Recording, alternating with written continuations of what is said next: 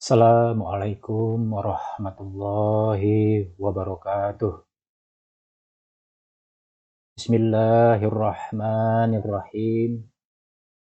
Ar-Rahman 'allamal Qur'an. Khalaqal insan 'allamahul bayan. Saya ingin mengklarifikasi dan memberikan hak jawab ya.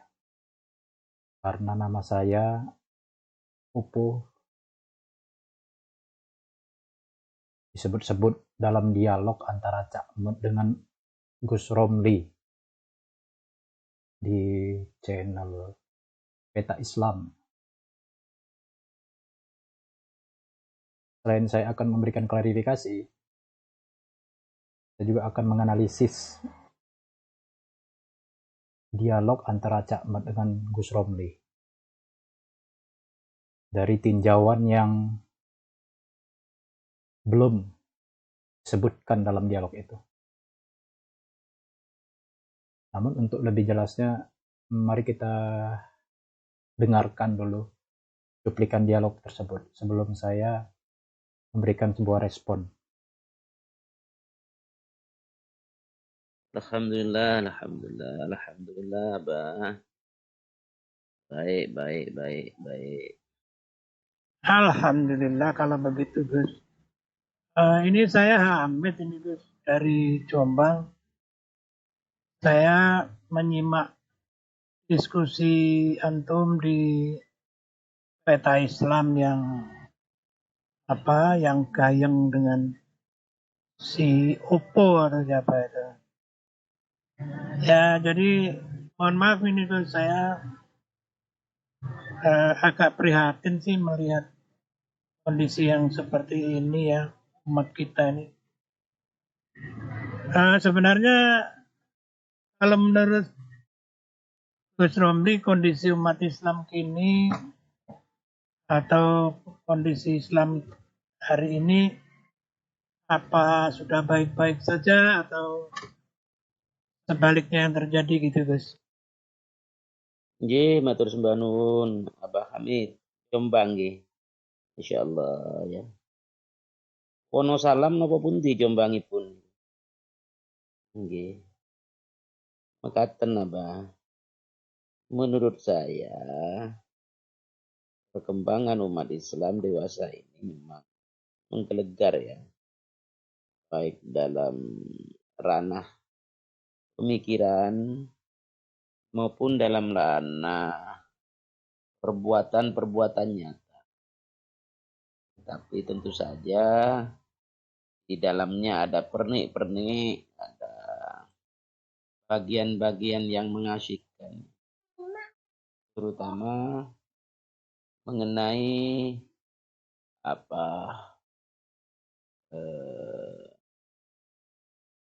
petunjuk dari hadis iftiraq itu.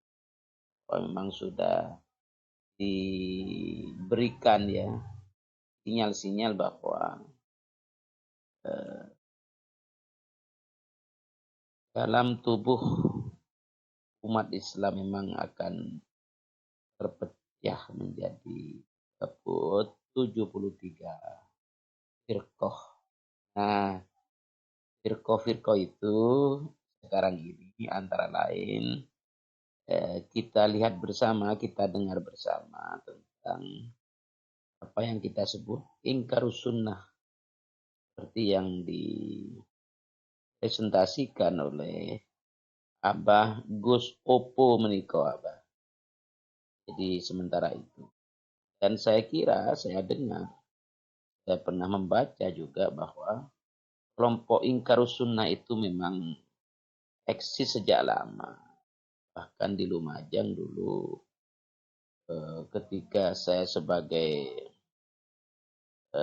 bendahara PCNU Kabupaten Lumajang, ya sudah kita sikapi aliran semacam itu karena bahayanya lebih besar kalau tidak kita sikapi dengan benar.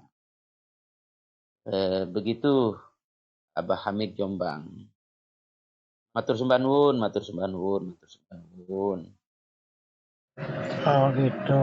Iya, jadi saya di Jombangnya di Perak, Gus. Jadi lebih dekat ke Kertosono daripada ke Jombang.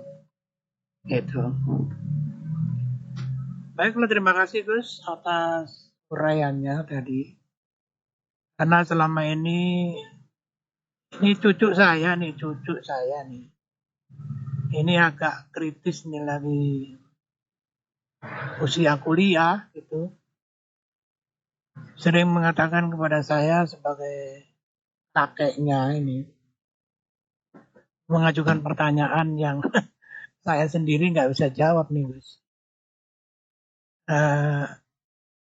Mudah-mudahan Gus Romli bisa memberi penyerahan ya. Pertanyaan menggelidiknya itu begini Gus. Mbah, umat Islam ini terbagi menjadi bukan 73 lagi tapi udah ribuan. Jadi hadis itu udah nggak valid Mbah. Gitu ya. Lalu masing-masing kelompok itu benar dan tidaknya diukur dengan apa Mbah? Kan semua mengatakan berpegang teguh pada Al-Quran dan Sunnah. Ya kecuali yang ingkar sunnah tadi. Gitu. Tetapi sesama berpegang teguh pada Al-Quran dan Sunnah saja, itu juga tidak harmonis. Malah kadang bermusuhan. Nah ini ketika sesama umat Islam bermusuhan, ini yang tepuk tangan kan orang kafir Mbah. Nah begitu guys. Dan permusuhan antar umat Islam ini abadi. Seakan-akan umat Islam ini nggak punya akal nggak sih untuk mencari cara untuk menyelesaikan solusi problem antar internal umat biar nggak diketawain terus sama siapa tuh para buzzer katanya gitu. Nah, jadi yang diminta gini Gus, bukankah Islam itu pernah terjadi, pernah dicontohkan oleh Kanjeng Nabi pada tahun 1 sampai 10 Hijriah di Madinah menurut catatan sejarah. Nah, apakah tidak ada data berupa kitab, tarikh atau hadis tentang bagaimana sih sebenarnya bentuk wujud atau penampilan Islam yang benar, Islam yang asli, Islam yang dicontohkan oleh Rasulullah pada tahun 622 hingga 632 Masehi di Madinah. Dahulu itu seperti apa untuk kita jadikan referensi bersama. Kalau mungkin bahkan kita jadikan bagian dari formula pemersatu umat. Karena bersatu itu kan perintah Allah itu. Dan berfirqah-firqah itu larangan Allah, begitu katanya di dalam surat Al-Maidah ya. Jadi sekarang umat Islam ini punya upaya nggak untuk mempersatukan kelompok umat Islam sendiri atau lebih suka dengan perpecahan yang mengakibatkan kelemahan dalam segala bidang ini. Nah, kira-kira begitu Mbak Gus pertanyaan cucu saya tuh. Jadi mohon maaf ini agak menggelitik dan saya sendiri tidak bisa menjawabnya. Karena yang diminta itu data, referensi baku tentang berquran, bersunnah itu wujudnya seperti apa. Apa iya seperti kita sekarang ini yang carut-marut, berfirqah-firqah dan saling bermusuhan ini. Nah, kira-kira begitu Gus. Mohon maaf Gus. Ini pertanyaan cucu saya nih. Matur nuwun atas waktunya Gus sebelumnya. Baik, sebelum kita lanjutkan, saya ingin respon ya, karena ini terkait dengan tudingan. Seolah-olah saya itu pendukung ingkar sunnah. Karena itu berbicara ingkar sunnah ini kita harus merujuk pada sebuah penelitian. Kita ambil satu penelitian yang berjudul Ingkar Sunnah, Sejarah, Argumentasi, dan Respon Ulama Hadis oleh Suhandi, Fakultas Usuluddin IAIN Raden Intan Lampung ya. Jadi menurut Suhandi, ingkar sunnah itu sudah ada sejak masa sahabat. Ketika Imran bin Husain sedang mengajarkan hadis, seseorang menyela untuk tidak perlu mengajarkannya, tetapi cukup dengan mengerjakan Al-Quran saja. Menanggapi pernyataan tersebut, Imran menjelaskan bahwa kita tidak bisa membicarakan ibadah, sholat, dan zakat misalnya, dengan segala syarat-syaratnya kecuali dengan petunjuk Rasulullah SAW. Mendengar penjelasan tersebut, orang itu menyadari kekeliruannya dan berterima kasih kepada Imran. Sikap penampikan atau pengingkaran terhadap sunnah Rasul SAW yang dilengkapi dengan argumen pengukuhan baru muncul pada penghujung abad kedua Hijriah, pada awal masa Abbasiyah. Pada masa ini bermunculan kelompok ingkar as-sunnah dan diikuti periode-periode berikutnya dengan bermunculan tokoh-tokoh yang mengingkari keberadaan sunnah. Siapa saja mereka dan bagaimana respon ulama terhadap mereka akan dibahas dalam tulisan ini. Jadi, ulama hadis yang merespon tentang golongan yang berbeda pendapat dengan dia disebut dengan ingkar sunnah tadi. Jadi kesebutan ingkar sunnah itu sendiri berasal dari ulama hadis. Kan gitu. Jadi bukan berasal dari Allah. Bahkan Rasulullah sendiri tidak pernah menyebutkan ingkar sunnah. Yang ada mungkar, al-mungkar. Di al-mungkar di sini adalah mengingkari Al-Quran sebagai al-huda atau huda Allah. Jadi dengan mengingkari Al-Quran sebagai al-huda atau huda Allah, ya udah otomatis dia mengingkari sunnatullah, sunnatullah. Otomatis itu.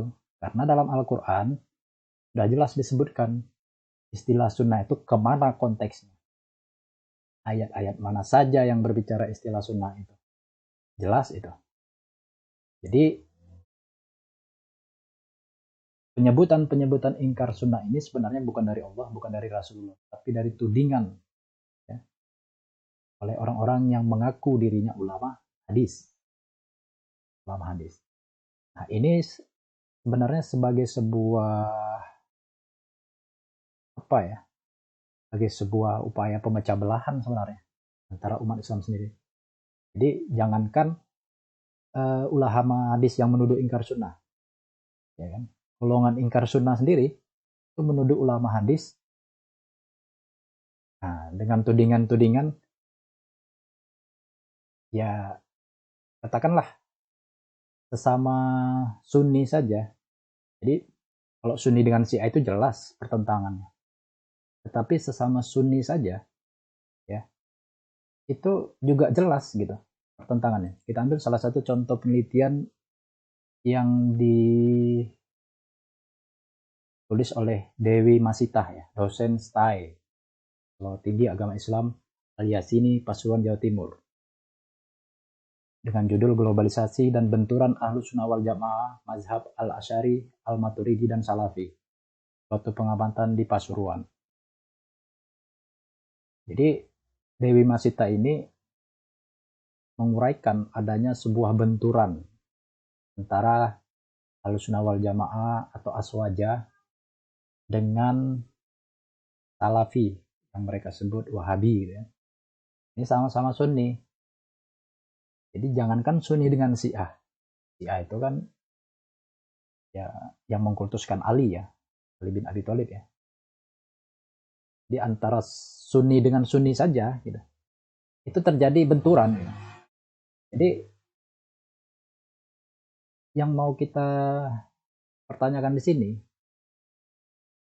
bagaimana ya kan, sebenarnya penyebab perpecahan ini? Apa yang menyebabkan perpecahan al-Islam ini yang dulunya satu, sebagaimana yang diwujudkan oleh para rasul dari Nabi Adam sampai Nabi Muhammad. Jadi bukan Nabi Muhammad aja rasul kan. Itu satu, din al-Islam.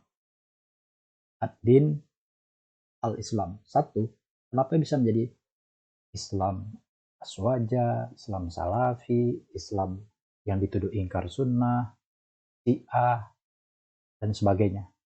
Kan sebenarnya kondisi umat Islam yang terpecah belah ini kan harusnya disadari bersama, nggak menang-menangan sendiri. Satu aliran golongan menganggap dirinya paling benar, kan sebenarnya enggak begitu. Kalau saya tidak mau mengikuti semua golongan-golongan ini, ya kan, termasuk golongan ingkar sunnah tadi yang disebut-sebut oleh ulama hadis ini. Jadi ulama hadis yang menuding-nuding itu kan ingkar sunnah. Sebab saya tidak mau ikut golongan ingkar sunnah karena saya memang bukan mengingkari sunnah. Kata sunnah itu memang ada dalam Al-Quran. Bahkan sunnatullah tulisannya. Sunnatullah atau sunnatallah itu jelas dalam Al-Quran. Jadi saya tidak ingin ikut dalam sebuah golongan-golongan yang terpecah belah ini. Yang mau saya pertanyakan adalah dengan kritis, mengapa kita membangga-banggakan golongan-golongan masing-masing, ya kan? Padahal itu tidak memberikan sumbangan yang berarti terhadap performance atau keterlibatan Muslim di publik itu dengan perpecahan itu menjadi tidak maksimal gitu. Makanya berdasarkan uraian Dewi Masita ini, ya saya bacakan ya. Menurut dia justru globalisasi datang bersama dengan kapitalisme. Pemikiran ini memasarkan ideologi barat dan dapat menghapus otoritas agama. Kemunduran dalam bidang agama juga dirasakan terkait dengan perbedaan paham dalam satu agama. Misalnya saja ketika menentukan hari raya, pasti terdapat perbedaan dari masing-masing kubu agama. Selain itu saling berdebat antara aliran satu dengan yang lainnya terkait furu'iyah, dalam kurung fikih, dan amalan-amalan seperti tahlil, manakib, qol, dibaiyah, maulid, lain sebagainya. Lunturnya nilai-nilai keagamaan sangat terlihat jelas dalam masyarakat saat ini, terutama pada kalangan remaja. Gaya free sex, narkoba, minum-minuman keras, boros, tamak sudah menjadi hal yang biasa. Itu menurut pendapat. Itu menurut penelitian Dewi Masita ya. Dan saya setuju dengan hal ini. Jadi kondisi umat Islam sekarang ini memang terjadi perbedaan paham dalam agama Islam di era globalisasi ini. Perbandingan antara aswaja mazhab al-Asy'ari, al-Maturidi, dan Salafi dengan analisa sosiologi agama perspektif Peter Beyer. Jadi dia merujuk pada perspektif Peter Beyer ya, yang lebih netral gitu. Jadi faktanya sesama Sunni, ya kan, itu tadi terjadi merasa paling benar, paling murni, saling menyalahkan, saling memfitnah, saling menjegal dakwah, saling mengkafirkan, saling membid'ahkan, saling khurafatkan. Sesama Islam selalu menggeneralisir bahwa selain dirinya salah, tidak ada nilai bersama padahal yang menyatukan mereka. Ini menurut Masito ya, adalah satu akidah, yaitu Tuhan Allah dan Muhammad adalah Rasulullah dan 4 sahabatnya. Padahal mereka ini sama-sama meyakini Allah sebagai Rob, Muhammad sebagai Rasul, dan 4 sahabatnya sebagai Khulafaur Rasyidin. Bahkan sama-sama berpegang pada Al-Quran, hadis, ijma, qiyas. Kan itu dasar hukumnya. Jadi kalau saya melihat penyebabnya justru celah dari perpecahan itu karena memecah Al-Quran menjadi turunan beranak ya, menjadi ada hadis, padahal Al-Quran itu hadis itu kan, al-hadis, tapi dia ada anaknya menjadi hadis, ijma, qiyas, kan gitu. Nah ini pemecahan inilah yang melemahkan Al-Quran itu sendiri kalau saya pahami ya, yang saya pelajari. Sebab pedoman lain selain Al-Quran menjadi hadis, perawi yang disebut-sebut hadis Nabi kan, padahal dari perawi kan, sumbernya dari perawi ya, dari perawi A, B, C, D, nanti beda-beda lagi itu di hadis dari perawi, terus berdasarkan ijma, kesepakatan ulama, dan kias. Ini aja nanti jadi berbeda-beda gitu. Dan menurut mereka sah-sah saja. Tapi kalau sah-sah saja, kenapa terjadi debat yang tidak ada ujungnya gitu. Bahkan sampai sekarang kan kita lihat aja lah gimana kondisinya kan. Yang jelas saya melihat kalau terkait dengan Aswaja lah dulu saya kritisi, karena di sini ada pentolan Aswaja ya, Gus Idrus Romli. Bahkan dalam penelitian ini Idrus Romli itu bagian daripada penulis buku, jadi sebagai referensinya. Jadi dedengkot juga lah dia sebagai anggota P3 di sini saya lihat, ya kan. Di dalam dunia perpolitikan, para pendiri Ormas NU merumuskan bagaimana Islam yang benar versi mereka, hingga lahirlah istilah Aswaja untuk membungkus hakikat keberagaman warga Nahdien yang syarat akulturasi dengan budaya pra-Islam, sebut saja Islam Nusantara, dan buat melegitimasi sikap pengultusan terhadap kiai yang memang sudah umum berlaku di kalangan Nahdien. Mereka dengan bangga mengemukakan dalil ulama adalah ahli waris para nabi. Tentu saja tafsir ulama versi Aswaja NU adalah kiai yang sejalan dengan model beragama mereka, seperti demen tahlilan, yasinan, mauludan, atau tawasulan dengan perantara arwah para wali. Ini kata Masito ya. Jika kaitannya dengan perpolitikan nasional, sikap NU memang berubah-ubah. Dalam pemilu 1955, NU yang menjelma sebagai sebuah partai politik turut serta memperjuangkan dasar negara Islam bagi republik ini. Selanjutnya, NU justru duduk mesra bersama-sama kaum nasionalis dan komunis dalam mengusung paham Nasakom. Ini kata Masito, bukan kata saya.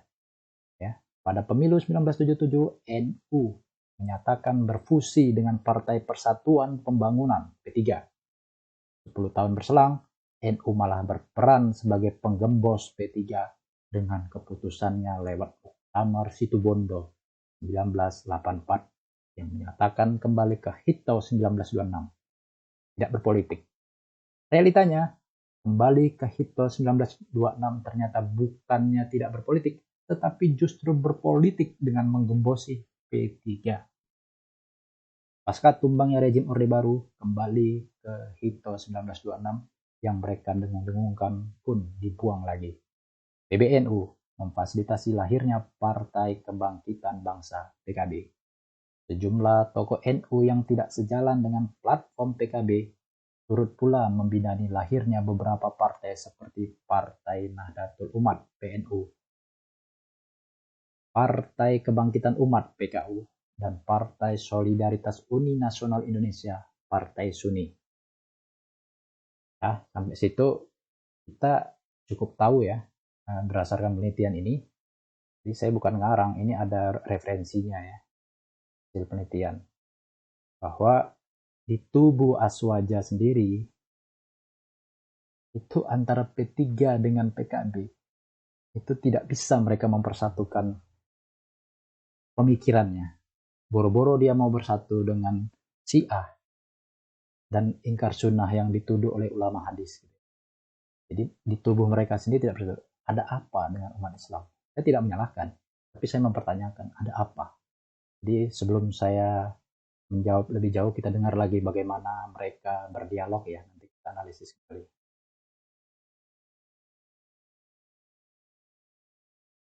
Nggih, Abah saya itu. Jadi begini ya, tentang hadis iftiraq dulu. Bahwa hadisnya itu memang sahih ya, diriwayatkan oleh At-Tirmidzi dan insyaallah yang lain-lain. Bahwa di sana dari berbagai hadis, matan konten hadis itu, bahwa Yahudi akan terpecah menjadi 71 firqah, Nasrani menjadi 72 firqah, dan Islam menjadi 73 firqah. Itu menurut para ahli hadis antara lain Profesor Dr. Habib Muhammad Baharun ya, itu jumlah di sana lebih menekankan kepada arti secara kinayah atau pasmon atau metaforis atau majasi ya, yaitu bermakna saking banyaknya, bukan jumlahnya itu saja, bukan. Hanya di dalam Al-Quran itu tentang jumlah arti secara majasi itu, misalnya seandainya engkau ya Muhammad meminta ampun 70 kali, kan ada begitu di Quran surat apa saya lupa, itu artinya juga bukan secara hitungan 70 kalinya, bukan, tapi secara kualitas, saking seringnya, saking banyaknya kalau dalam hadis iftiraq ini. Yang pertama. Yang kedua, berdasarkan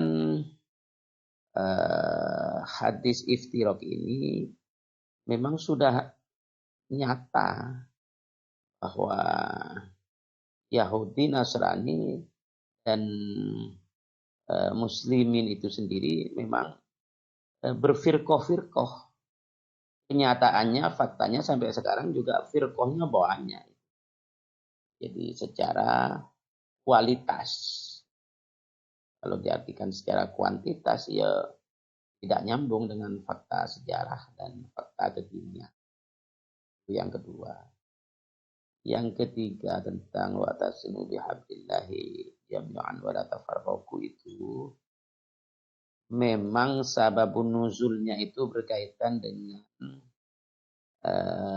keadaan masyarakat Madinah waktu itu, sehingga timbul apa yang disebut dengan piagam Madinah, Madinah Charter. Itu bukti dan fakta sejarah. Tetapi sejak baginda Nabi wafat, itu firqoh-firqoh itu mulai muncul. Kenapa muncul? Ya karena memang sudah diprediksikan oleh baginda Nabi melalui hadis iftiraq tadi. Nah, jadi begitu ya. Tentang bahwa firqoh mana yang benar. Firqoh yang benar menurut hadis, ya firqoh yang bersandarkan kepada ma'ana alaihi wa ashabi. Begitu loh. Jadi firqoh yang berpedoman kepada ma'ana alaihi, yaitu apa, wa ashabi, tentu saja firqoh yang berpedoman kepada Al-Quran. Tapi bukan saja di sana ma'ana alaihi itu kan as-sunnah. Nah, as-sunnah itu kan ada perkataan beliau, perbuatan beliau, dan persetujuan beliau. 3 pilar. Juga wa ashabi. Nah, dari makna wa ashabi ini juga apa namanya, sunnah-sunnah yang dikerjakan oleh para sahabat baginda Nabi. Sehingga menurut Quran surat Al-Maidah, An-Nisa ya, ayat 59 ya. Jadi firqotun najiyah atau firqoh yang selamat itu yang berpedoman kepada Al-Quran dan as-sunnah. Jangan dipotong. Jangan Al-Quran saja sudah cukup. Salah itu. Itu ingkarus sunnah. Nah, jadi berdasarkan semua yang saya ceritakan itu, al-firqatun najiyah, firqoh yang selamat dunia akhirat, itu adalah firqoh atau kelompok yang berlandaskan kepada Al-Quran dan as-sunnah, baik merupakan sabda baginda Nabi, juga perbuatan baginda Nabi, juga persetujuan baginda Nabi, dan berdasarkan kepada ijma ya, kesepakatan para ulama ahli ilmu ya tentang hukum-hukum syariat berdasarkan ilmu juga, dan kepada sumber hukum yang selanjutnya adalah qiyas, yaitu permisalan suatu permasalahan yang tidak pernah terdapat di zaman baginda Nabi, di zaman sahabat, di zaman tabi'in, di zaman tabi'in. Jadi itulah, selama firqah itu berpedoman kepada Al-Quran dan As-Sunnah 3 pilar dan ijma ulama ahli ilmu dan juga kepada qiyas, maka itulah yang disebut dengan al-firqatun najiyah. Firqah, kelompok yang selamat di dunia dan di akhirat. Bagaimana dengan kelompok-kelompok yang lain, terutama yang mengingkari sunnah dengan berpedoman bahwa Al-Quran sudah sempurna, Al-Quran sudah terperinci, Al-Quran sudah lengkap, Al-Quran sudah jelas. Itu memaknai ayat Quran tanpa dengan ilmu. Artinya memaknai secara sendiri-sendiri, tidak memaknai Al-Quran berdasarkan ahli Quran, yaitu para mufassir. Itulah yang diancam oleh hadis, man ta'allama al-Quran bi ghairi ilmin falyatabawwa maq'adahu fi. Siapa saja yang berbicara tentang Al-Quran, di sini maksudnya menafsirkan, memaknai Al-Quran dan sebagainya itu bi ghairi ilmin, artinya tanpa ilmu yang memadai. Ilmu memadai itu ada 15 ilmu alat. Aku suruh balagu mantai bati bayan macam-macam itu. Kalau tanpa ilmu itu dan tanpa merujuk kepada mufassir, maka siapkanlah tempat duduknya di neraka. Seperti mohon izin, mohon maaf, sering kita dengar kan, orang-orang ingkarus sunnah itu menafsirkan Quran dengan pendapatnya sendiri, tanpa ilmu itu. Bahkan menuduh kami yang berpedoman kepada Quran, sunnah, ijma dan qiyas itu sebagai kelompok ingkarul Quran. Itu ngawur lagi itu. Gitu kan? Ngawur. Wong yang kita bahas ini berdasarkan Quran, berdasarkan sunnah 3 pilar, berdasarkan ijma ulama ahli ilmu, juga berdasarkan qiyas. Gitu loh. Kok tadi kita dituduh ingkarul Quran? Oh, itu ngawur lagi itu. Ngawur. Itu menjadi tertawaan semua orang.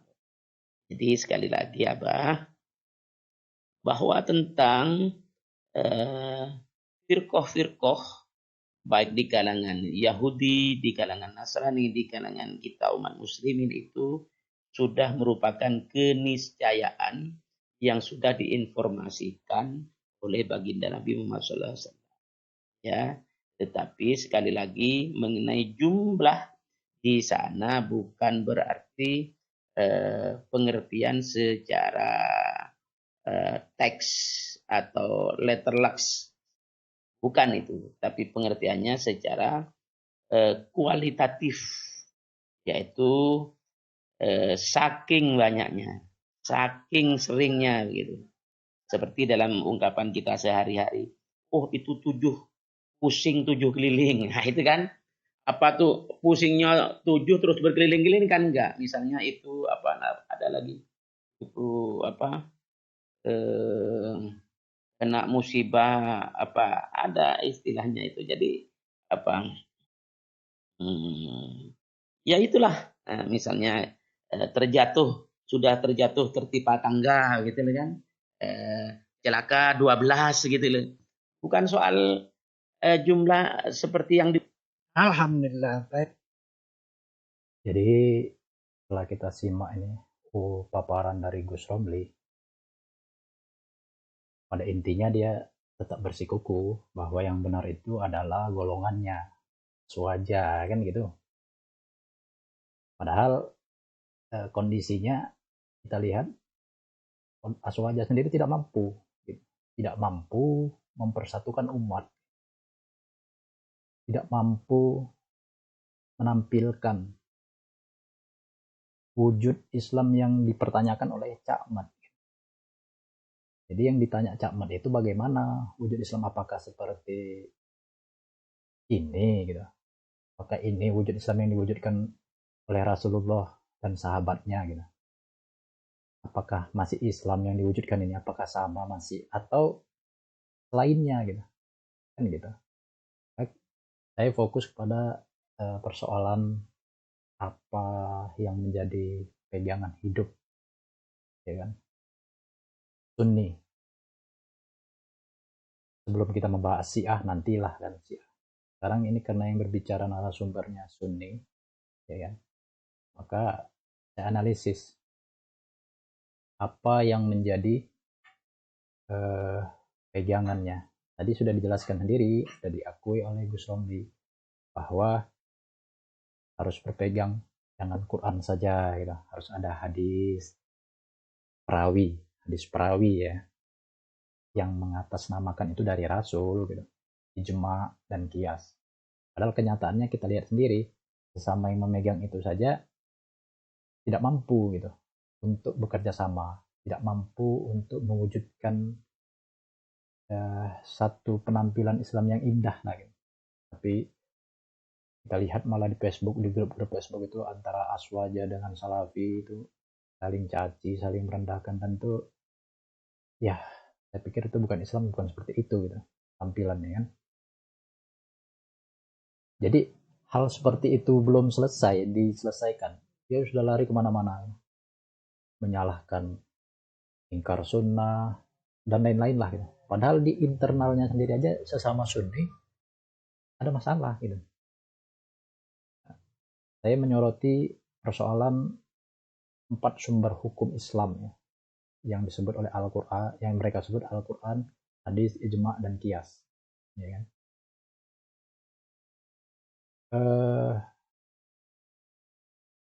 Hadis itu mereka samakan dengan maksudnya adalah as-sunnah.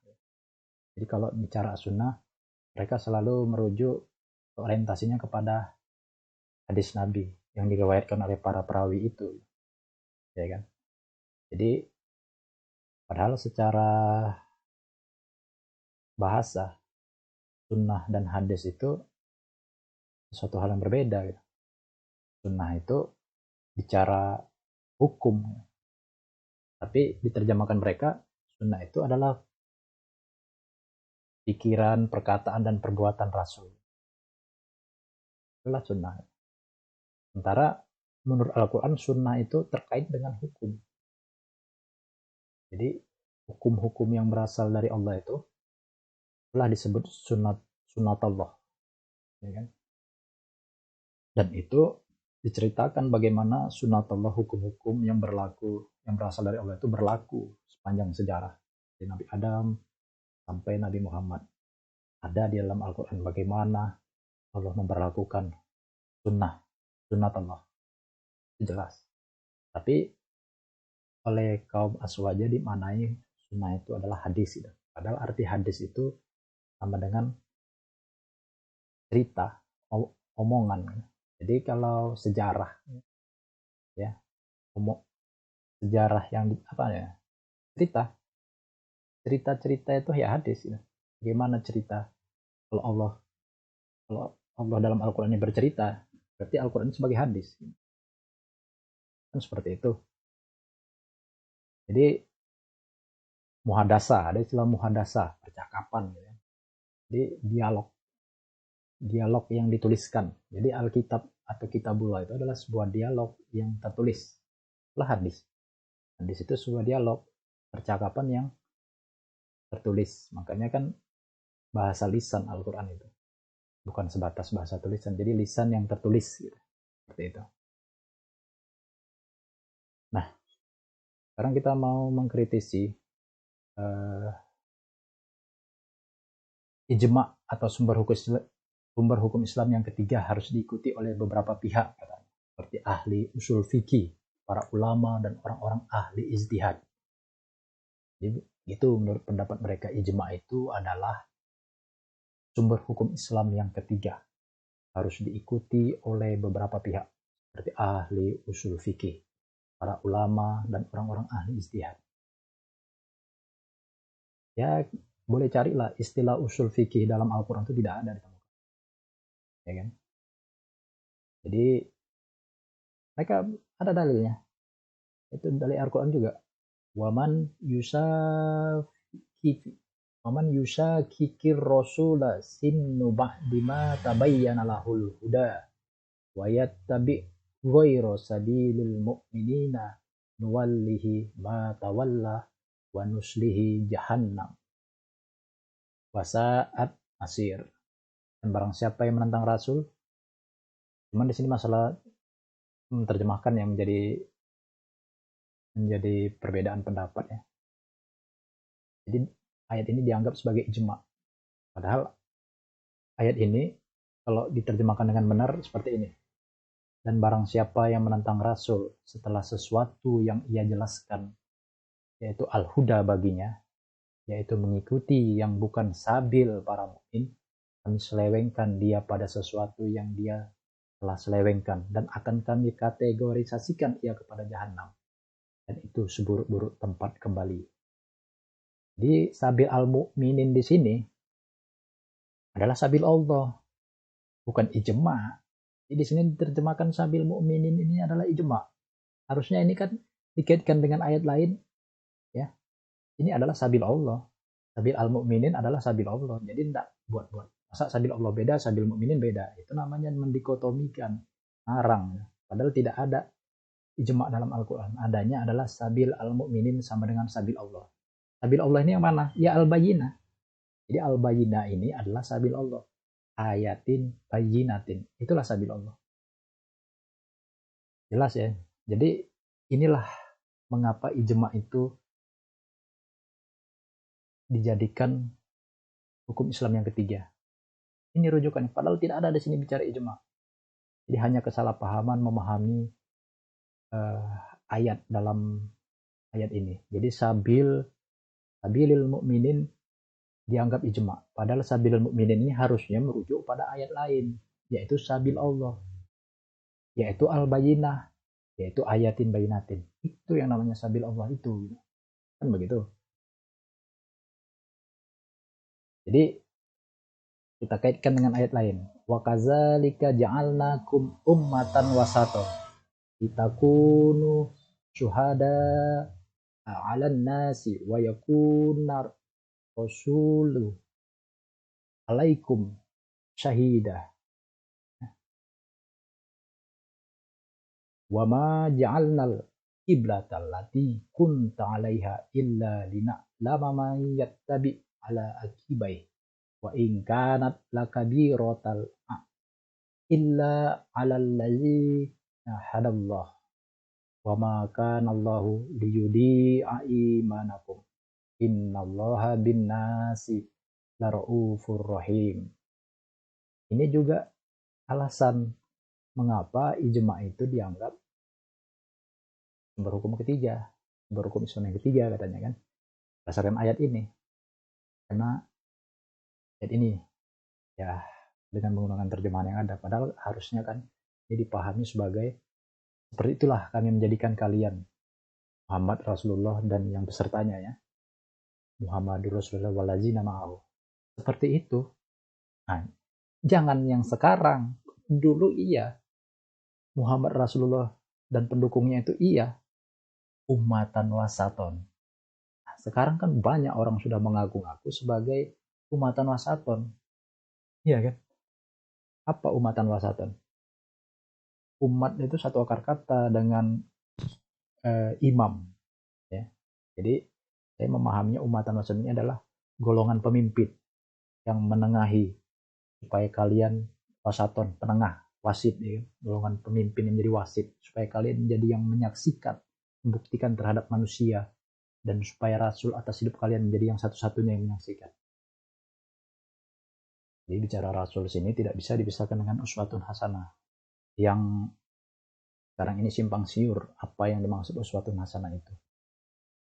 Jadi orang pada mengklaim dirinya adalah pengikut daripada sunnah Rasul. Padahal bicara Rasul adalah bicara uswatun hasanah. Oleh karena itu tidak ada rasa atau idopa sunnah Rasul di dalam Al-Quran. Kecuali kaitan Rasul ini adalah kaitan uswatun hasanah. Uswatun hasanah inilah yang masih kabur, hingga wajar terjadi perdebatan, benturan-benturan yang sampai sini tidak selesai. Apakah uswatun hasanah itu terdiri dari Al-Quran, ijma, qiyas, hadis perawi tadi? Nah, itu tanda tanya, ya kan? Jadi terjemahan selanjutnya, kami tidak menjadikan kiblat yang Anda menjadikannya, selain supaya kami mengilmui siapa yang mengikuti Rasul dari siapa yang berbalik belakang. Jahiliyah itu maksudnya. Ini sangat dalam sebenarnya ayat ini. Sungguh mengikuti Rasul itu benar-benar sulit, selain yang Allah telah pedomani. Dengan apa? Dengan Al-Quran. Al-Quran itu sebagai pedoman. Ya kan? Tapi justru karena sulit itu, malah dilahirkan ijma. Ada ijma al-sukuti, ya. Ada ijma sari, al-sari. Ya. Di sini bukti Allah malah tidak dijadikan wali, dan Rasul tidak dijadikan syahidah. Ya kan? Jadi sampai di sini perlu ditegaskan bahwa bicara Allah dan bicara Rasul itu adalah bicara teori dan bicara praktek teknis yang keduanya itu sudah termaktub di dalam ayat-ayat Allah. Ya. Al-Quran maupun Al-Alamin. Ya. Itu sudah jelas, clear. Jadi sebelum kita membicarakan tentang atau mempertanyakan tentang jema' qiyas ini, contoh-contohnya lebih lanjut, kita dengarkan dulu bagaimana tanggapan yang sedang berdialog antara Cak Mat dengan Gus Romli. Gus, terima kasih atas uraiannya. Dulu pernah saya mengajukan jawaban yang mirip-mirip lah dengan yang Gus Romli sampaikan tadi. Tetapi cucu saya ini nampaknya kurang puas, Gus, dengan jawaban itu. Karena kata cucu saya nih, pertanyaan ini diajukan bukan hanya kepada saya, tetapi kepada banyak orang dengan berbagai kelompok, Gus. Mungkin termasuk kelompok Ingkarus Sunnah itu. Tetapi selain daripada kelompok Ingkarus Sunnah, kelompok-kelompok yang sudah sama nih, Gus. Kelompok-kelompok yang sudah menyatakan diri, berpegang teguh kepada Al-Quran, Sunnah, hadis, ijma' qiyas, gitu ya. Kelompok-kelompok yang sudah sama berpegang kepada keempatnya, itu ternyata masih berfirqah juga antar sesama, katakanlah aswaja gitu ya. Masih tidak harmonis, tidak bisa bekerja sama, sehingga melahirkan satu pemandangan bagi orang kafir itu melihat, oh Islam itu memang ruhama'u bainahu masyidau alal kufar. Orang mukmin itu memang aslihu baina akhwaikum, gitu ya. Tidak ada itu, yang ada adalah firqah-firqah yang berhadapan-hadapan, walaupun prinsip dasarnya udah sama, Quran, Sunnah, ijma' qiyas, Gus. Nah, begitu. Apalagi kalau dia melihat partai Islam gitu ya, Gus. Ini maaf, ini saya lihat Gus Romli kan ada di partai Islam, ini P3 ya, Gus. Nah, itu menunjukkan bahwa definisi yang definitif tentang Quran, Sunnah, ijma' dan qiyas itu masih perlu diselaraskan dengan alat ukur yang standar gitu, Gus. Jadi berquran, bersunnah, berijma' dan qiyas itu harus diukur dengan apa sehingga tidak terjadi perselisihan paham dan berdiri pada posisi masing-masing sehingga tidak akan pernah terjadi yang namanya aslihu baina akhwaikum seperti yang dicontohkan pada zaman Nabi, seperti kaum Ansor dan Muhajirin yang al-jasadil wahid, kemudian berbuat bersama sehingga citra Islam itu adalah ya'lu wa la yula alaih. Seperti itu Gus pertanyaannya. Makanya tadi pertanyaan yang paling menolak itu adalah berquran, bersunnah, berijma dan kias versi Rasulullah dan sahabat pada tahun 1 sampai 10 Hijriah di Madinah itu berdasarkan data tarikh atau sirah nabawi atau hadis, itu wujud dan tampilan serta struktur bentuknya itu seperti apa gitu. Nah itu kalau ada, maka apa nggak sebaiknya berquran, bersunnah, berijma dan kias itu menjadikan satu referensi bersama tentang bagaimana bentuk wujud berquran, bersunnah yang paling benar menurut uswah, contoh yang diberikan oleh Rasulullah. Gitu guys. Nah jadi esensinya atau titik pentingnya adalah pada upaya untuk mencari referensi bersama untuk menakar keyakinan yang dianggap oleh cucu saya ini tidak menjadikan umat Islam itu al-jasadil wahid, tetapi justru berfirqah-firqah, di mana berfirqah itu juga dilarang oleh Allah gitu kan, membanggakan kelompoknya, golongannya. Nah itu kan dilarang Gus itu, katanya begitu. Jadi titik tekannya pada situ Gus. Oh, cucu saya ini rupanya sedang mencari upaya untuk agar umat Islam bersatu, dengan bersatu itu menjadi kuat, dengan kuat itu bisa melakukan sesuatu yang sesuai dengan Quran dan Sunnah seperti yang diuswahkan Rasulullah. Kira-kira begitu guys. Tadi titik tekannya pada bagaimana sih bentuk Islam yang benar, Islam yang asli, Islam yang dicontohkan oleh Rasulullah, sehingga siapapun yang menyatakan berquran, bersunnah, ijma dan qiyas, referensi bakunya adalah periode 1 sampai 10 Hijriah tadi guys, bukan yang lainnya. Karena Allah mengatakan laqad kana lakum fi Rasulillah saja uswah hasanah itu. Kalau Rasulullah juga mengatakan wa ashabi dengan juga sahabat, ya tentu sahabat yang sesuai dengan uswah Rasulillah. Saya kira begitu kan guys. Wah ini pertanyaan cucu saya ini cukup berat guys bagi saya. Enggak guys, dicerahkan guys. Ternuan sebelumnya. Alhamdulillah. Bisa jadi cucu panjenengan itu cenderung kepada aliran ingkarus sunnah ya, atau syiah ya. Jadi kan ya sahabat yang harus sesuai dengan uswah Rasulullah gitu kan. Bahaya itu.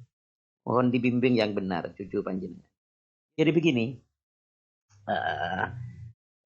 bahwa cucu panjenengan tadi memaknai ayat-ayat Al-Quran itu tidak pada tempatnya. Misalnya ruhama ubainahum, ya kan?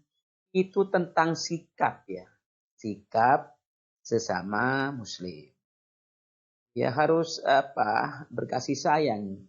Kita dengan cucu panjenengan yang cenderung ingkarus sunnah bahkan syiah itu harus ruhama'u bainahu, saling kasih sayang. Tetapi ya terhadap firqah itu persoalan yang furu, bukan dalam persoalan yang usul ya. Kalau persoalan yang usul misalnya tentang ketuhanan ya dan tentang kenabian itu sudah final. Itu persoalan usul ya. Tetapi persoalan firqah ini lebih kepada persoalan yang furu, artinya tentang penafsiran, pemaknaan, yang semuanya itu benar. Karena apa? Semuanya itu ternyata punya hujjah dari Quran dan sunnah juga ternyata. Misalnya, contohnya qiraah sab'ah. 7 versi bacaan dalam Al-Quran. Itu jangan harus di satu versi saja, gak bisa. Karena ternyata qiraah sab'ah itu semuanya benar karena semuanya mempunyai sanad yang nyambung sampai kepada baginda Rasulullah SAW. Itu yang pertama. Yang kedua, apa ukurannya ketika kelompok yang berpedoman pada Quran, sunnah, ijma, qiyas itu? Ukurannya adalah perbuatan kita, amaliah kita sehari-hari. Gitu. Kalau amaliahnya cenderung sering mempertanyakan apa ukurannya, terus bagaimana dengan harus bersatu, ya gak mungkin itu. Pertama begini, karena ternyata dalam hadis juga ya, kita ini diperintahkan untuk mengikuti kelompok yang mayoritas. Misalnya hadis terkenal itu riwayat Ibnu Majah, ya juga ya apa namanya diriwayatkan oleh siapa itu, Abdun bin Humaid ya, juga At-Tabrani, juga Al-Lalikai, juga Abu Naim Al-Asbahani, juga Al-Hafidh Al-Imam Jalaluddin As-Suyuti, bahwa Anas bin Malik radhiyallahu ta'ala anhu qala Rasulullah sallallahu alaihi wasallam alaikum bisawadil a'dham. Jadi sahabat Anas bin Malik radhiyallahu ta'ala anhu bahwa baginda Rasulullah SAW bersabda, ikutilah kelompok mayoritas, yaitu as-sawadul a'dham. Nah, dalam faktanya, kenyataannya dari firqah-firqah di dalam Muslim sendiri ya, yang saking banyaknya itu disebut dengan 73 itu, yang mayoritas itu ternyata kelompok aswaja, Ahlus Sunnah wal Jamaah, yang berpedoman kepada Quran, Sunnah 3 pilar, ijma dan qiyas. Ya, itu fakta sejarah sampai saat ini. Ya kan? Bahkan kelompok setelah itu adalah kelompok tasyayyu, kelompok Syiah. Baik yang Itsna Asyara Imaman maupun yang sekarang muncul itu Itsna Asyara Mahdiyan. Gitu kan? Kelompok kedua, tapi jauh perbandingannya antara Sunni dengan Syiah, jauh. Misalnya di ranking itu, ranking 1 sampai ranking 5 itu Sunni gitu saking banyaknya. Ranking 6 baru Syiah. Baru ranking 6 sampai selanjutnya kecil-kecil itu termasuk disinilah 0,001% adalah kelompok ingkarus sunnah. Nah, seperti mohon maaf, kecenderungannya cucu panjenengan yang cerdas itu kayaknya mengarah ke sana gitu loh. Itu mohon dibimbing Abah Hamid dengan benar. Bahaya itu kalau bertanya tentang persatuan gitu. Jadi sekali lagi, persatuan Islam itu atasimu bihablillahi jami'an wala tafarraqu itu diperjelas dengan hadis iftiraq dari At-Tirmidzi dan lain-lain itu menyatakan, menginformasikan bahwa dalam tataran perjalanan sejarah, persatuan umat Islam itu terjadinya nanti ketika sesuai hadis ya. Hadisnya ini waduh banyak ini, termaktub di dalam Musnad ya, Imam Ahmad bin Hanbal, dalam Sahih Bukhari Muslim, dari mana juga At-Tirmidzi, juga Abu Dawud, juga banyak ini tentang nuzulnya Isa bin Maryam ke dunia. An Abi Hurairah radhiyallahu ta'ala anhu, anin Nabi sallallahu alaihi wasallam qala la taqumu sa'ah hatta yanzila Isa bin Maryam hakaman muqsitan wa imaman adlan fayaksiru salib wa yaqulul hinzir wa yada'ul jizya wa yafidul mal hatta la yaqbalahu ahad. Jadi begini, tidak akan datang kiamat kecuali baginda Isa, Yesus, Yosua Hamasyah Ibn Maryam Al-Masih alaihissalam itu nuzul atau turun ke bumi, karena sekarang masih hidup beliau kan. Di Rafa'ah itu diangkat ruh dan jasadnya kan. Nanti ketika turun ke dunia itu, ke bumi itu, beliau alaihissalam sebagai hakim yang bijaksana, sebagai pemimpin yang adil, menghancurkan salib, membunuh babi, membebaskan upeti karena harta melimpah ruah, hingga tidak ada seorang pun yang menerimanya. Jadi begini poinnya begini, menghancurkan salib dan membunuh babi itu nanti artinya secara majasi juga secara letterlek bisa ini. Jadi nanti ketika Baginda Isa sebagai pengikut Imam Mahdi itu menjelaskan kepada orang-orang yang menyembahnya itu Kristen, jangan diperangi jadi Islam semua, dan tidak menerima upeti. Wayadul jizya itu artinya kalau selama ini dalam hukum Islam itu kalau kita mau perang itu pertama ditawarkan, ayo perang sampean masuk Islam atau membayar upeti, gitu lah kan? Atau kalau tidak menyerah dengan keamanan, meminta keamanan, atau yang jalan terakhir adalah perang. Nah, ketika nanti Isa bin Maryam itu turun ya sebagai pasukannya Imam Mahdi, beliau itu gak ada upeti sudah. Gak boleh tawaran itu kecuali harus berperang atau masuk Islam. Itulah. Nah, dikala itulah persatuan umat Islam terjadi. Ya gitu loh. Sebelum itu gak mungkin, karena fakta sejarah gak mungkin. Yahudi, Nasrani, Muslimin sekarang gak mungkin. Kecuali nanti ketika berdasarkan hadis yang lengkap ini, persatuan umat Muslim terjadi dan mengalahkan pasukan Dajjal. Ini yang kedua, yang ketiga. Terus seterusnya tentang apa ya? Tentang sahabat Nabi. Jadi apa yang ditanyakan oleh Cak Mat ini itu nggak nyambung. Jadi Cak Mat mempertanyakan bagaimana bentuk wujud Islam itu yang ditegakkan oleh Rasulullah dan sahabatnya, tapi dijawab malah membanggakan golongan sendiri, Islam aswaja, padahal kenyataan Islam aswaja sekarang tidak mampu gitu untuk mewujudkan bagaimana yang diindikasikan Islam yang benar itu. Tetap aja ngomong ngalur ngidul untuk membangga-banggakan golongannya. Jadi kita kembali merujuk kepada surah Al-Imran ayat 20 tentang Islam yang benar itu adalah seperti apa. Fa in hajjuka faqul aslamtu wajhiya lillah wa man ittaba'ani wa qul lil ladzina utul kitaba wal ummiyina aslamtu fa in aslamu faqadih tadau wa in tawallau fa innama alaikal balagh wallahu basirum bil ibad.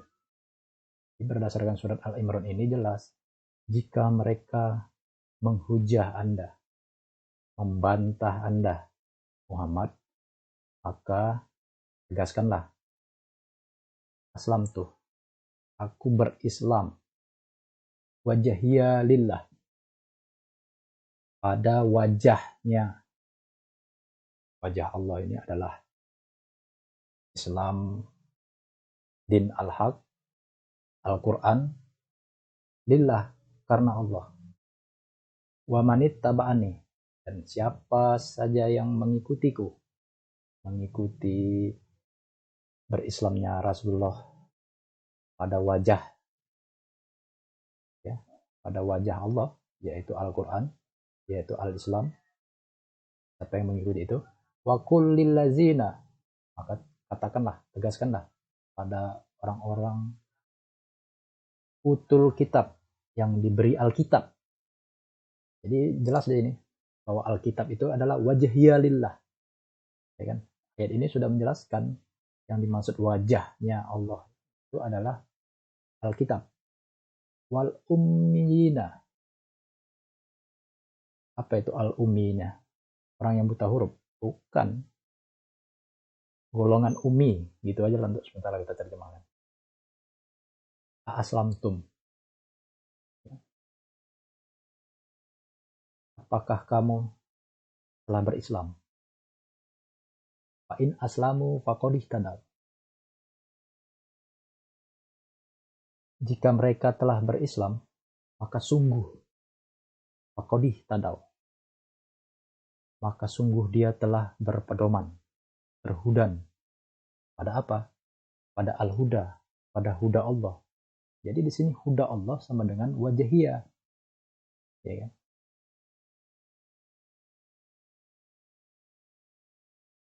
Alkitab. Itulah wajahiyah dari wajah Allah itu. Wajahnya itu adalah Alkitab, Al-Quran. Jadi dia telah berpedoman pada Alkitab. Jadi Islam yang benar itu adalah Islam yang berpedoman pada Alkitab yang telah ini. Fa in aslamu faqad tadau. Wa in tawallau, dan jika mereka menyeleweng, fa innama alaikal balagh. Sesungguhnya ya. Maka sesungguhnya hanyalah tas Anda al-balagh. Al-balagh ini yaitu tadi, al-balagh itu adalah ya fungsi daripada Rasul tadi, yaitu mengkomunikasikan Alkitab, menyampaikan Alkitab, ya kan? Di mana Allah di situ fungsinya sebagai basirun bil ibad, ya kan?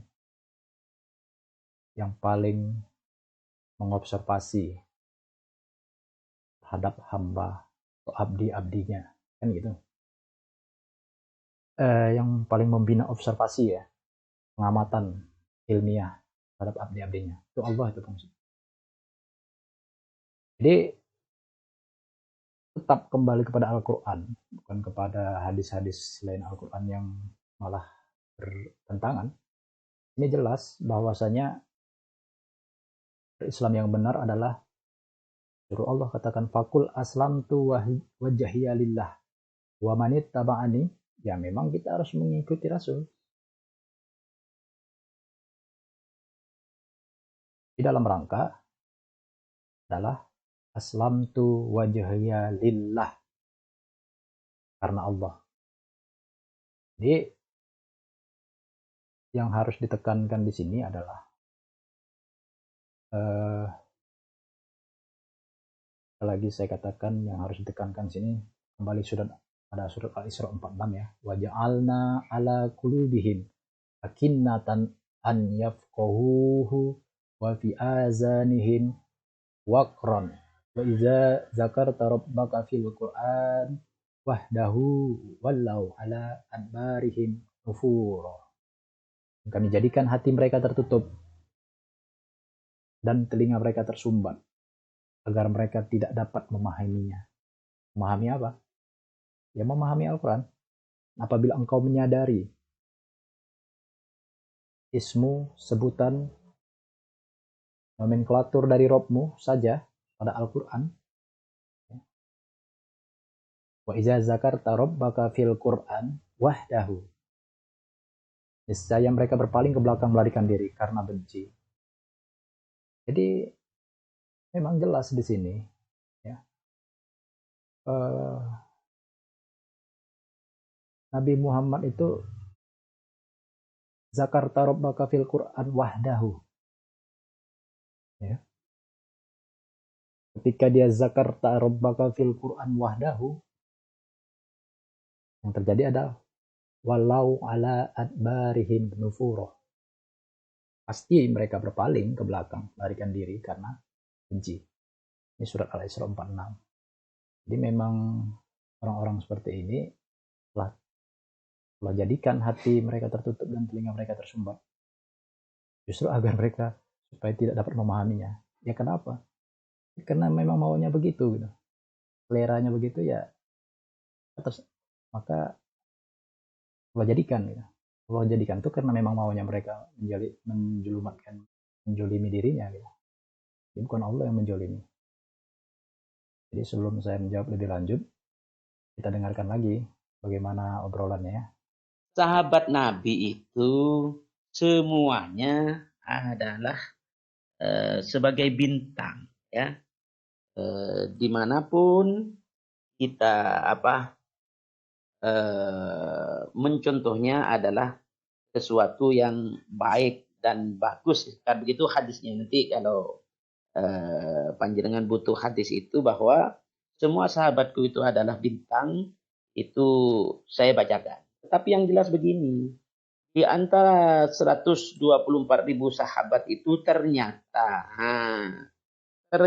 tidak semuanya itu sebagai mujtahid, sebagai mufti yang bisa memberikan fatwa. Di antara para sahabat itu bahkan disebutkan dalam satu hadis, saya cari ya, di antara 124.000 sahabat Nabi itu ada paling tidak termaktub 4 sahabat gitu ya. 4 sahabat, ada yang mengatakan puluhan sahabat begitu, sebagai sumber yang menjadi rujukan para sahabat yang lain. Nanti kalau panjenengan butuh dalilnya pasti saya baca. Jadi artinya di kalangan sahabat saja ya itu ada klasifikasi tentang keilmuan. Begitu loh. Jadi apalagi di zaman kita gitu loh, yang sudah jauh dari sahabat. Jadi rantainya sekali lagi harus kepada as-sawatul a'dham, kelompok yang besar. Kelompok yang besar sekarang ya Ahlussunnah wal Jamaah ya. Sama di mana di dalam amalia sehari-hari dia berpedoman kepada itu Al-Qur'an, bukan saja. Tapi bukan berarti Al-Qur'an itu sudah tidak, bukan begitu maksudnya. Al-Qur'an itu sudah jelas terperinci penjelasannya menurut tafsir Al-Musayyar itu kan, tetapi harus dijelaskan oleh hadis, misalnya tentang sholat ya. Sholat. Kemarin yang mulia Abah Opo itu kan ketika saya tanyakan, apakah sampean sholat? Apakah sampean adzan? Gitu kan. Nanti kalau ditanya, apakah sampean nikah di KUA? Gitu. Panjang lagi, apakah sampean hajinya itu naik pesawat? Macam-macam itu. Karena apa? Karena beliau tidak menjawab kan. Sehingga saya curiga beliau itu ingkarus sunnah. Karena semua pertanyaan seperti cucunya panjenengan ini juga arahnya itu berpegang kepada Al-Quran saja. Yang dibahas itu Al-Quran saja begitu. Walaupun pembahasannya itu tak nyambung, misalnya tentang rohama ubainahum, tentang firqoh-firqoh itu gak boleh, bukan begitu maksudnya. Jadi kalau firqoh-firqoh atau asobiyah itu tidak boleh, bukan tentang al-firqotun najiyah. Nah inilah contoh Abah Opo dengan cucunya panjenengan ini kayaknya dalam tanda kutip satu kelompok ingkarus sunnah gitu. Tapi tanpa ilmu begitu loh Abah. Ini bahaya banget. Jadi kalau memang menurut perkataan cucunya panjenengan itu firqoh-firqoh itu dilarang. Jadi bagaimana dengan hadis iftiraq ini? Ya kan? Diriwayatkan oleh Tirmidzi itu. Apakah itu salah? Nah, ini buktinya mengartikan ayat-ayat Quran ya dengan tanpa ilmu. Jadi cenderung menabrak hadis, membuat tabrakan antara Quran dan hadis. Itu bahaya itu, ya. Sedangkan lagi nanti cucunya panjenengan ini mengartikan sunnah secara serampangan, misalnya, tidak ada, yang ada itu sunnatullah, yang ada sunnah yang baik itu adalah Al-Quran. Itu kan lagi-lagi mengartikan ayat Quran dengan serampangan, tanpa ilmu. Padahal ya, kalau yang dimaksud dengan sunnah itu adalah sunnatullah dan sebaik-baik sunnah itu adalah Al-Quran, bagaimana dengan hadis ini misalnya? Ya, hadis riwayat Imam Muslim ini. Dari mana? Sahabat Abu Amr Jabir bin Abdullah radhiyallahu ta'ala anhu. Bismillahirrahmanirrahim. Man sanna fil islami sunnatan hasanatan. Ini kan? Ini sudah ada kata-kata sunnah di sini. Ya, jadi sunnah di sini artinya bukan sunnatullah seperti di Al-Quran, seperti Abang Opo dan cucu panjenengan yang akan tanyakan itu. Ya, jadi sunnah di sini sekali lagi sunnah 3 pilar. Saya baca ya. Man sanna fil islami sunnatan hasanatan falahu ajruha wa ajru man amila biha ba'dahu. min ghairi an yanqusa min ujurihim syai'un. Wa man sanna fil Islami sunnatan sayyi'atan kana 'alaihi wizruha wa wizru man 'amila biha min ba'dihi min ghairi an yanqusa min auzarihim syai'un. Ini kalau saya tanyakan kepada yang mulia Aba Opo dan cucu panjenengan yang cerdas itu pasti gak bisa mengartikan hadis seperti ini. Karena apa? Karena Aba Opo yang terhormat, juga cucu panjenengan yang cerdas itu, ayat-ayat Al-Quran, ya itu saja yang dihafalkan. Begitu loh, Pak. Ketika ditanyai ayat lain, apalagi hadis, pasti gak bisa memaknai. Karena apa? Nah, itu salah satu bukti bahwa ajaran ingkarus sunnah itu, ayat-ayatnya itu saja. Dan tidak bisa memaknai ayat lain apalagi hadis.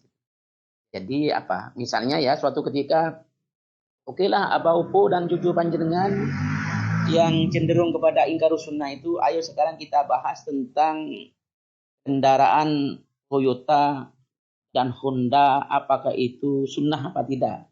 Nanti pasti Aba Opo dan cucu panjenengan itu jawabnya ya ayat-ayat itu toh. Apa ayat sunnatullah, ala ayat apa? Wa tasimu ayat. Ya itu saja mulai dulu kan Aba Opo ini. Cucunya panjenengan itu ayatnya itu toh. Karena apa? Karena ayat-ayat itu toh yang dihafal gitu loh. Ya gitu.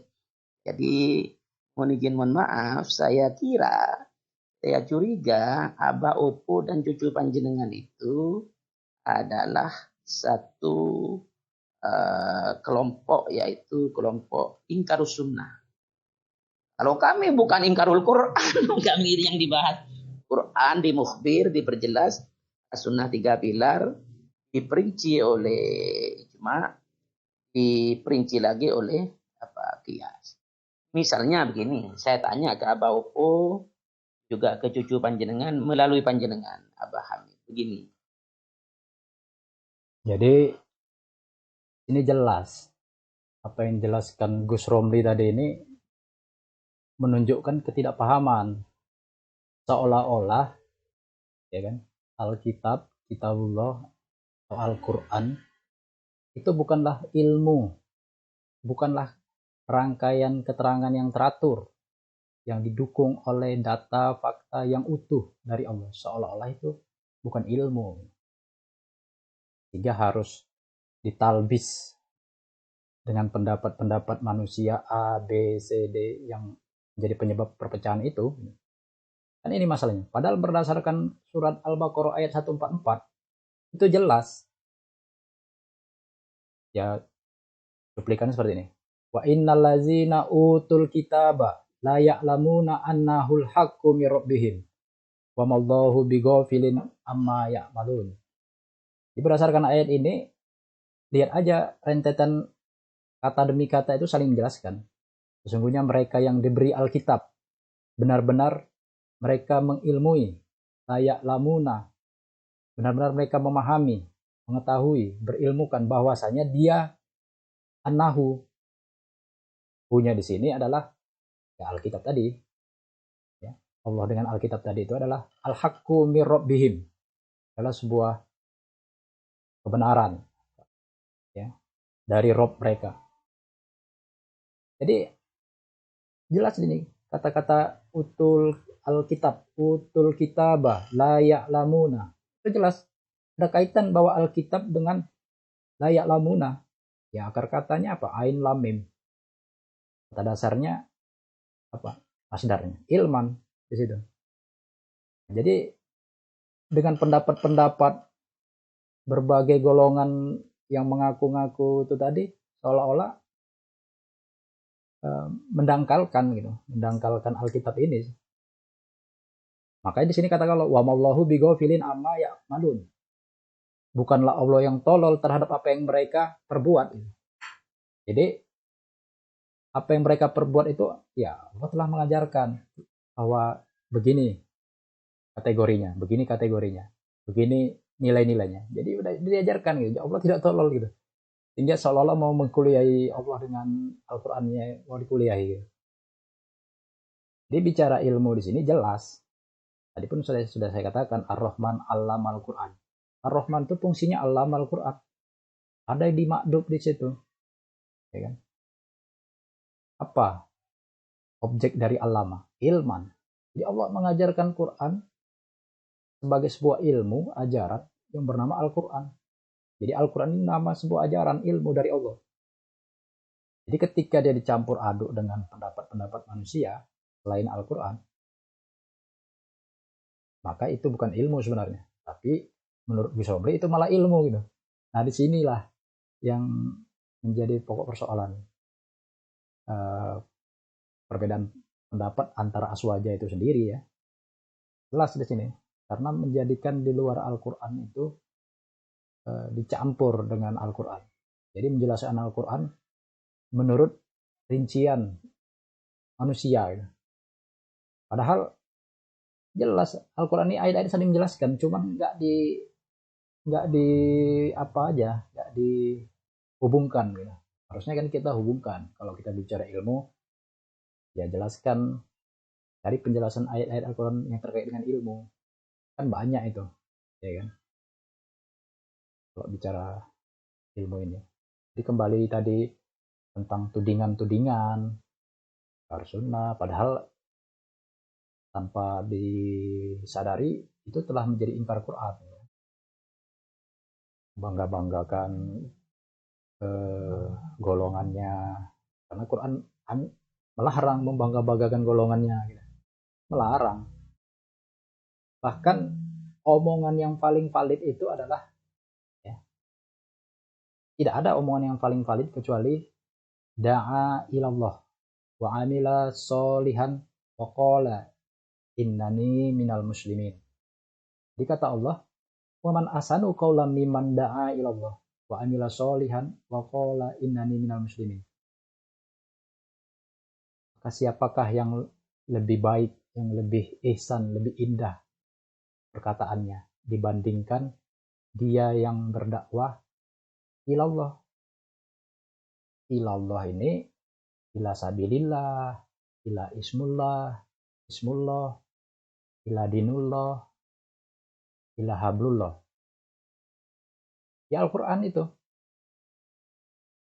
Wa amila solian, seraya dia telah berbuat solih. Ya, sesuai dengan ajaran Allah tadi, perbuatannya. Kemudian dia menyatakan diri innani minal muslimin. Sesungguhnya aku adalah berasal dari golongan, masuk golongan al-muslimin. Jadi jelas di sini menentu al-muslimin itu nggak pakai embel-embel, nggak muslim A, muslim B, muslim C, segala macam embel-embelnya. Nggak ada. Jadi al-muslimin saja gitu. Jadi al-muslimin ini adalah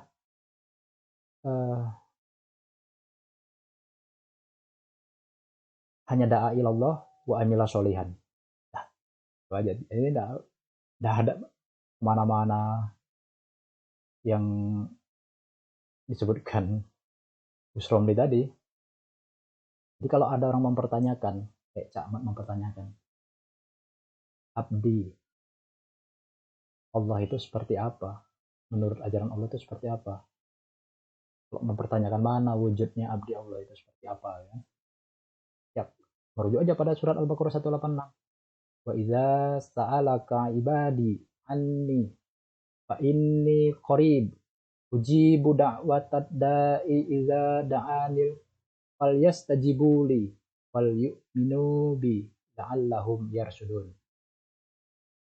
Apabila abdi-abdiku bertanyakan kepada Anda, Muhammad, tentang ajaranku, ya, maka sesungguhnya ajaranku itu qarib, satu-satunya yang mendekatkan. Ujibu da'watat da'i idza da'ani, aku kabulkan, aku penuhi dakwah yang berdakwah apabila berdakwah menurut ajaranku, Al-Quran. Fal yastajibu li, maka hendaklah, ya, mereka juga menjawab hidup menurutku, li, yaitu hendaklah mereka beriman menurutku wal yu'minu bi, mudah-mudahan mereka yarsudun, ya menjadi hidup yang melempangkan, meluruskan ya pandangan dan sikap hidup ya, pikiran, omongan dan kelakuan lempeng. Berdasarkan ayat surat Al-Baqarah 186 ini jelas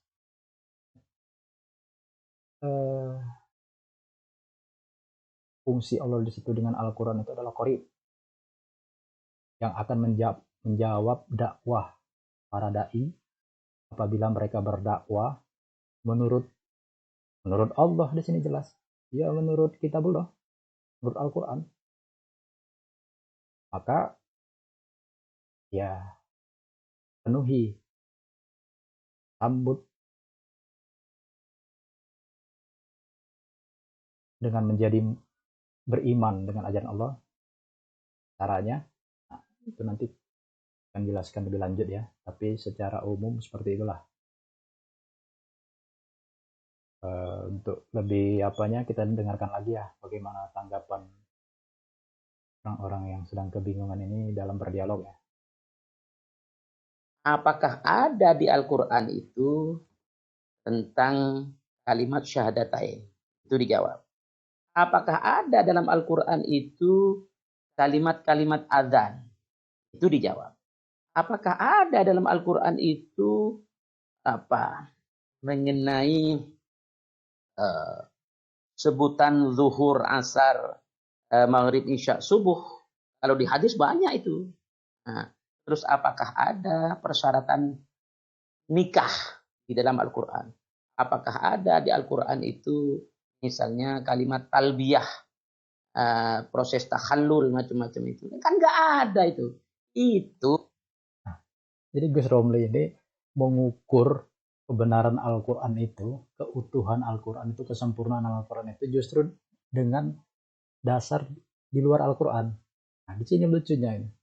Harusnya sebaliknya, semua pendapat-pendapat manusia yang diriwayatkan oleh perawi-perawi harusnya diukur pakai Quran.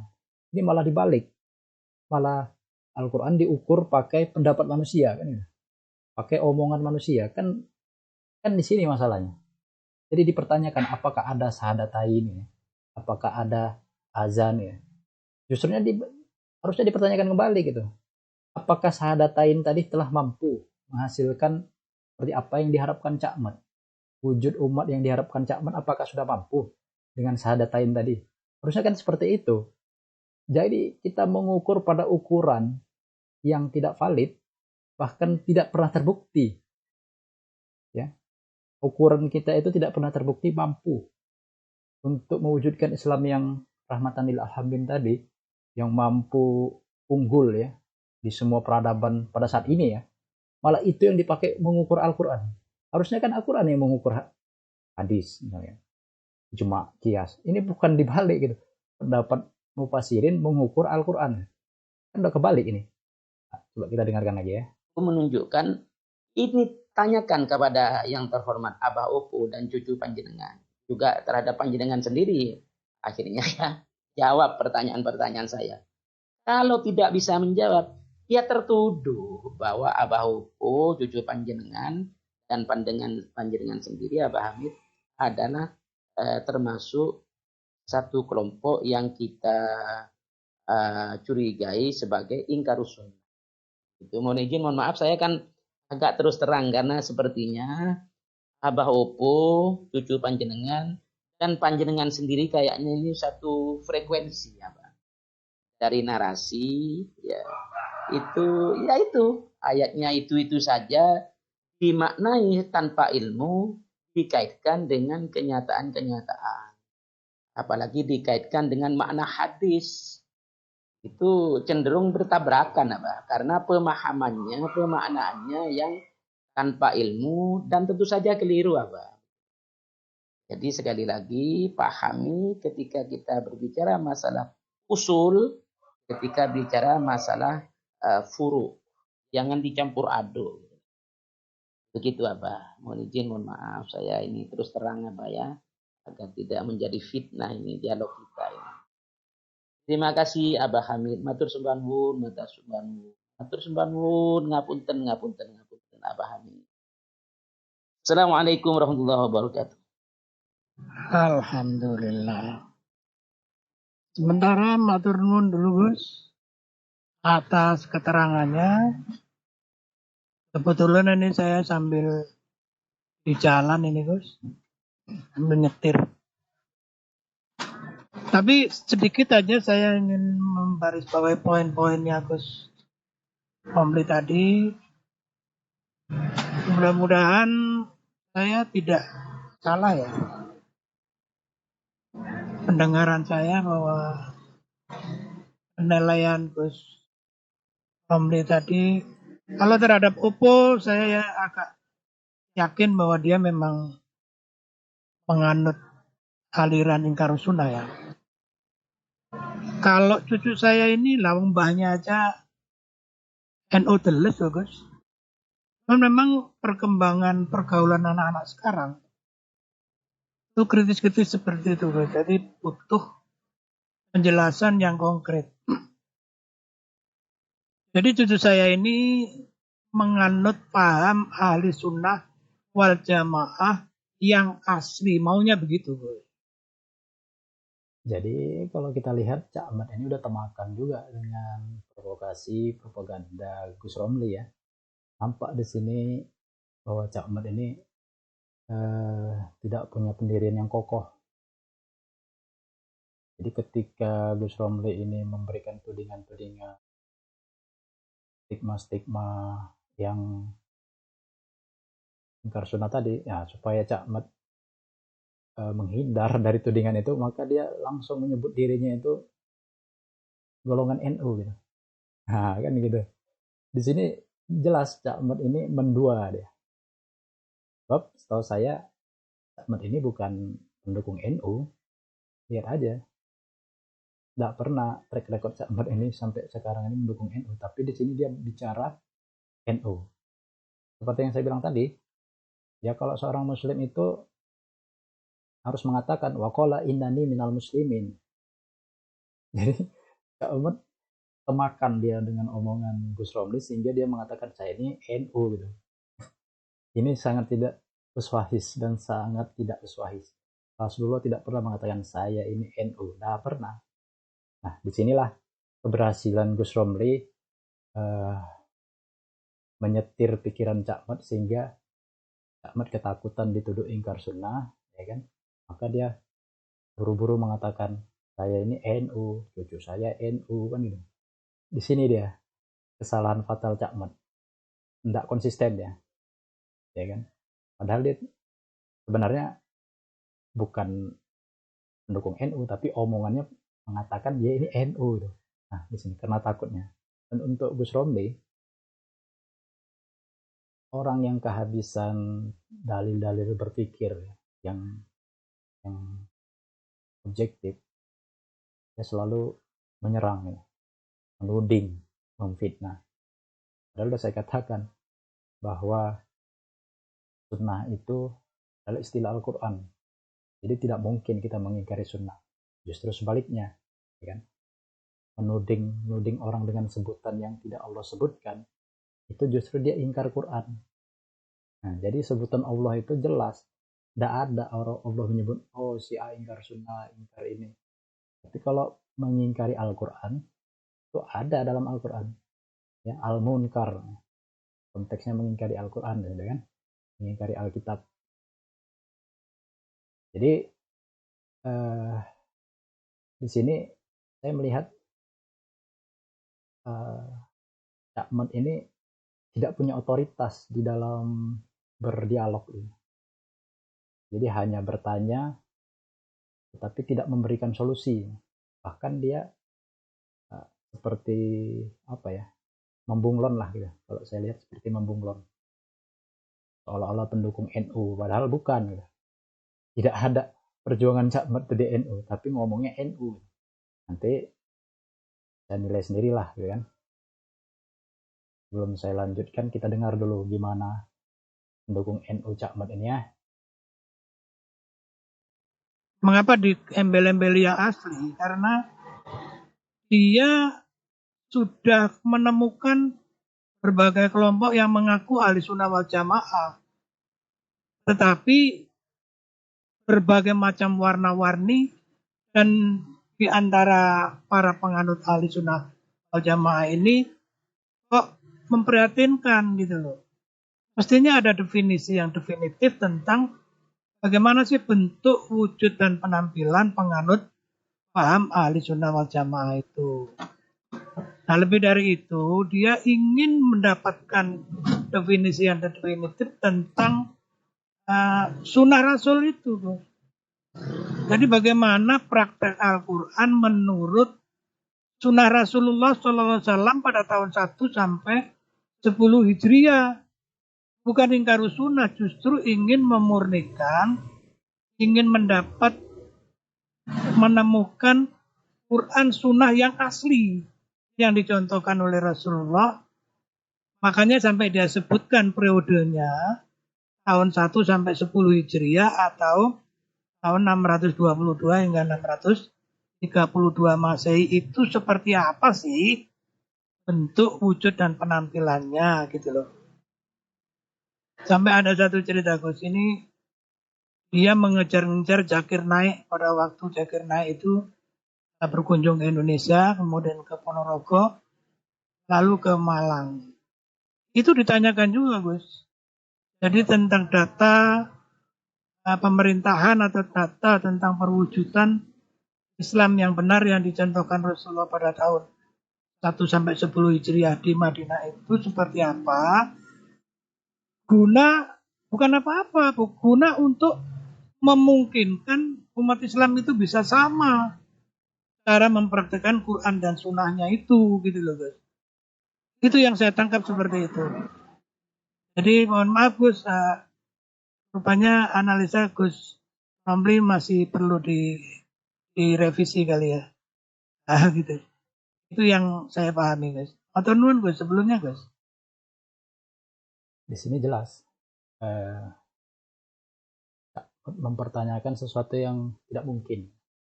Ya. Wujud sunnah Rasul itu seperti apa? Istilah sunnah Rasul itu tidak ada dalam Al-Quran. Bagaimana mau wujudnya? Frasanya tidak ada dalam Al-Quran sunnah Rasul itu. Bagaimana mau diwujudkan? Gitu? Kan pertanyaan yang tidak mungkin mencapai sebuah jawaban. Gitu. Jadi kalau bicara persatuan, karena dilarang berpecah belah, ya kembali kepada surat Al-Anfal 36. Ya. Wa allafa baina qulubihim law anfaqta ma fil ardi jami'an ma allafta baina qulubihim walakin Allah allafa bainahum innahu azizun hakim. Dia Allah dengan Al-Quran yang mempersatukan hati, jiwa mereka, kalbu mereka yang beriman ya. Jadi walaupun kamu menginfakkan semua kekayaan yang berada di bumi, niscaya kamu tidak dapat mempersatukan hati mereka, ya, jiwa mereka. Tetapi Allah telah mempersatukan jiwa mereka. Karena sesungguhnya Allah Azizun Hakim. Jadi upaya-upaya Cak Mat untuk mempersatukan jiwa kaum beriman itu tidak akan berhasil. Sebab apa? Sebab untuk bersatu itu yang pertama tentu satukan dulu antara kesadaran orang-orang yang mengaku muslim, mengaku mukmin ini, satukan dulu kesadarannya dengan kesadaran Al-Quran. Ya. Kalau itu nggak disatukan, ya bagaimana mungkin bisa bersatu kolbunya? Karena kolbu kita ini tidak disatukan, tidak nyatu, nggak sinkron, tidak korib dengan Al-Quran. Seperti ayat yang saya sebutkan tadi. Jadi sama seperti menegakkan benang basah. Semua peristiwa-peristiwa di dalam Al-Quran itu dimaknai bukan berdasarkan ayatin bainatin kok, tapi malah dimaknai berdasarkan manusia yang disebut mufasirin. Padahal Al-Quran itu ahsanu tafsiron. Jadi mustahil apa yang diharapkan Cak Men ini. Dan tidak akan menemukan jawaban. Ya. Jadi sementara sekian aja respon saya.